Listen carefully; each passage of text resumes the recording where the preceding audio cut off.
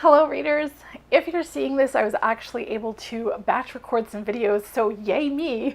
I only read 2 books in June, but they were actually good ones, both 5-star, so I'm going to tell you about them. The first book I read is Only Human by Sylvain Neuvel. It is the final book in the Themis Files trilogy. The first book is called Sleeping Giants, the second book is called Waking Gods, and I fully reviewed both of those individually, so I'm going to link to that in the description box below. I borrowed the Only Human book from the library and I really enjoyed it. I actually enjoyed this one more than I did Waking Gods, but as we've already come to expect, the third book is very political like the other two, and this one is also very timely. Because it's the third book, it's kind of hard to talk about it without spoiling the first two, so I'm just gonna say that I like the direction that they took it in. I thought it was a great finale, and I appreciate how the characters grew in this book in particular, especially in relation to each other. The second book I read is Girl, Wash Your Face by Rachel Hollis. And the subtitle for that is Stop Believing the Lies About Who You Are So You Can Become Who You Were Meant to Be. Girl, Wash Your Face is a bit of a motivational self-help memoir. I absolutely loved the format. Rachel kind of sets it up where for each chapter,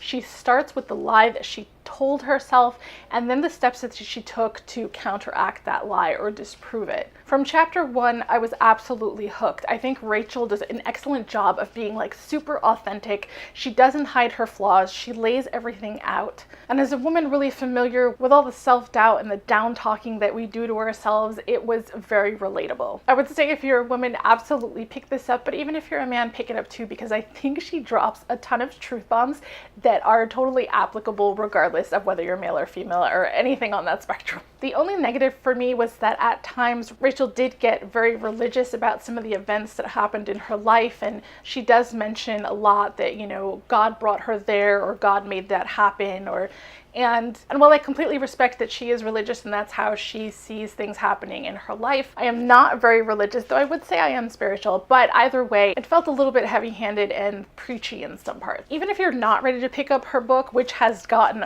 lots of 5-star reviews, I would strongly suggest following her on Instagram at Mrs. Rachel Hollis. She has an incredible personality. She has 4 kids, I believe, and her husband run a business together. I think if you just watch a couple of her Instagram stories, you'll get attached really quickly and you won't have a problem picking up her book. It was really good. If you heard of Rachel Hollis or the Themis Files, please let me know in the comments below. So those are the 2 books I read in June. If at least one of them was new to you, be sure to subscribe and don't forget to hit the bell to be notified when I upload new videos.